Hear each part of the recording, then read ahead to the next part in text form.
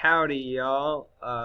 Today we're going to learn a little bit about conclusions you can draw when you have angle bisectors. So you have an angle bisector. What does that give you? The biggest thing is that it gives you angle relationships.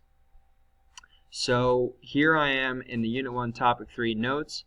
If we have an angle bisector, then we have two congruent angles. So when an angle is bisected, two congruent angles are formed. It's basically like if you have a pizza and you cut it in half, now you have two congruent parts of a pizza, the two halves. So our example here is that DL bisects MDK. Let's scroll down so you can see the picture here. So DL bisects MDK. That is line DL. Let me do that and do that. Sorry about that.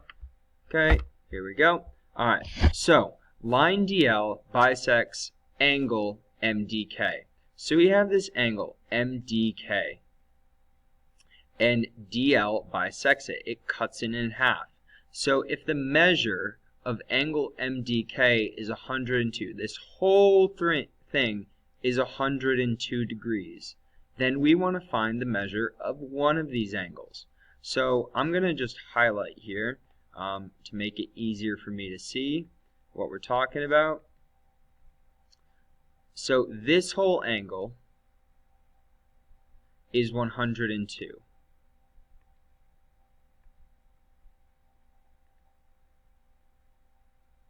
So that's 102. Half of that would be 102 divided by 2, which is 51.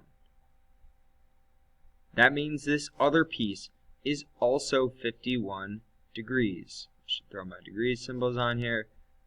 So we have a 51 and a 51. That gives us our 102. Sometimes you'll be given information like this is an angle bisector, and you're given this angle, MDL, and then it would make sense that the other angle would be the same measure, and both of those put together is the total angle. So the big conclusion here is that angle bisectors give you two congruent angles.